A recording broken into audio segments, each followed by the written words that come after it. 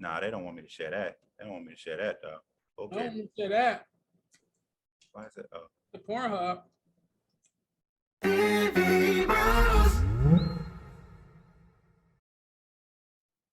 What's going on, everybody? Welcome back to Veve Bros. I'm Grandison Crawford. I'm Tony, get the on me. Trying to get the on me. Like the video, subscribe to the channel to support Veve Bros. And in today's video, we're going to talk about how Veve is poised to be an independent comic book NFT publisher. With that being said, let's dive in.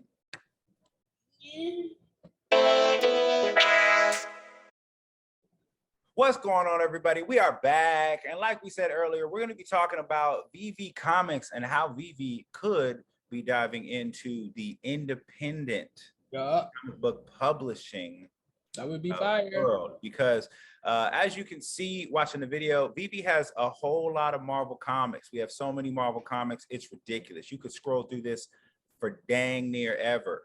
For almost ever. They got Star Wars #1. What's good? They got Werewolf by Night. What happening? What comic book are you are you most bullish on that you own? Tony, get on me. I would say Cable, first appearance of Cable. Hell yeah. And because I like that because I mean it's Todd McFarlane first cover with Marvel, and Cable is he's like one of those sleeper characters, you know? Right. And the real world value of this comic book is pretty up there. It's pretty up there. So I mean, it's people are they sleeping on this comic book on the app. I mean, like you could literally get this comic book right now for under $3. So yeah. Yeah, I kind of been like, you know, on that a little heavy. How about you? Honestly, I really want to get back to having more Fantastic Four #1s. I really I've even been stacking some uncommon Obi-Wans. That's a good one. They're like under $3. So I was like, all right, let me get some of those. I'm gonna be buying Avengers #4, and I've been stacking uncommon the latest Spider-Man comic the latest Spider-Man with the Todd McFarlane title that dropped. But what we're here to talk about today really is how can Veve get into the independent publishing, comic publishing zone. So Veve has relationships with tons of artists, has releases, like a lot of their comics, they end up getting released as exclusive commissions from Veve for those particular comics. So if you think about it, with the relationships that they have with the artists and the reach that they have already selling out comic books, they could take on new comic book creators. So they could even create a whole system where you submit comics and the community in Discord or on Twitter votes for different stories that they want to see Veve make into NFTs. And that would be huge because now not only is Veve dropping OG comics from OG and major publishers, they're creating and becoming their own OG publishers with artists that people already like. You know what I mean? Yeah. So like these things, so like this Uncanny X-Men cover, this is who is this commissioned by? Now, right now, you're on the new web app, right?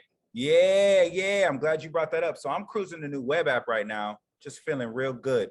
So the artist is Paul Smith. Sometimes it's a little janky on the web app, I will say that, but it's in beta. It's fire, bro. Like this is my first time looking at the web app actually. So and the cool thing is for sniping, it's kind of perfect, bro.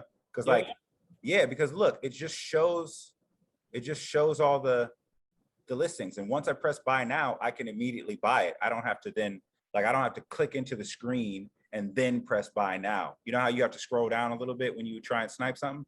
It's all right here. I just boop if I wanted that. I don't want that though. And it would just buy it, and yeah, that's crazy. And yeah, and if it's not reserved, I could just buy it. Like, so even with these, like if I look at the listings, if I'm trying to really snipe, right? This one's 9,000. I mean, this could be a comic book that could be over 50K. I mean, shit. The real world version of Fantastic Four #1 is worth a lot of money. So I don't know exactly, in case you was gonna ask,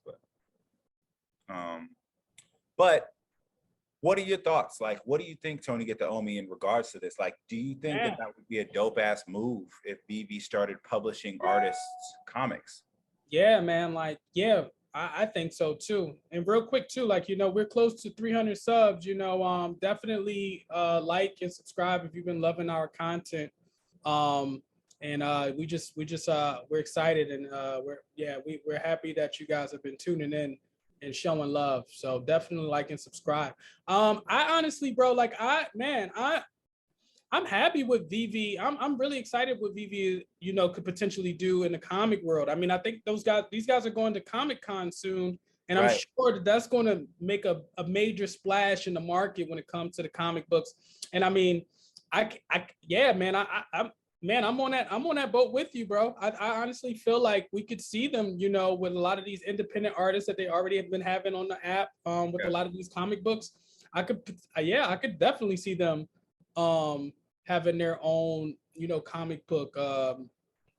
Well, because like Dark Horse and Image Comics, you can submit to them and your comic book, and they will at least review it. You know what I mean? Like I had a comic book actually. They weren't looking for what I was pitching at the time, but like, if Veve has some process and can utilize and leverage the community that they have in order to really find out who wants the comics to decide what comic gets published or minted.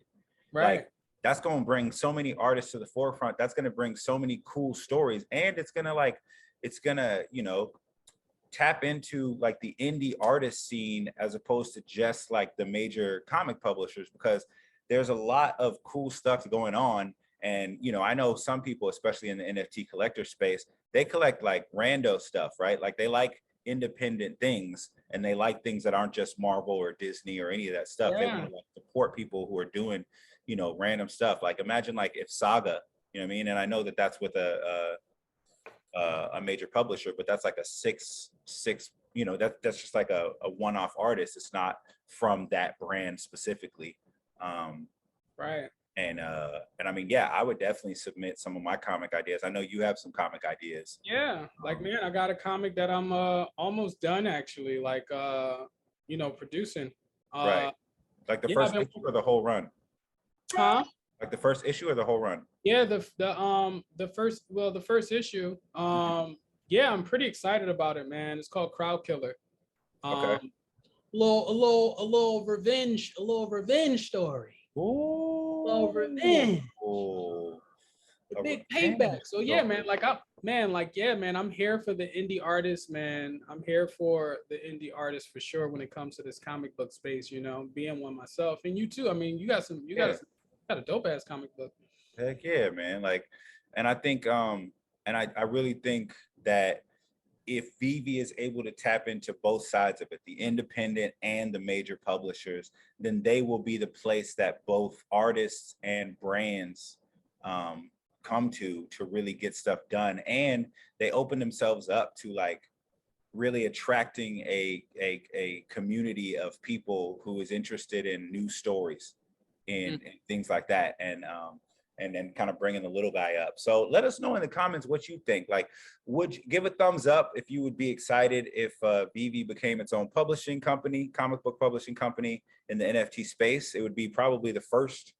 And let us know, you know, what artists you might want to see in the comments. But with that being said, man, I'm Grandison Crawford.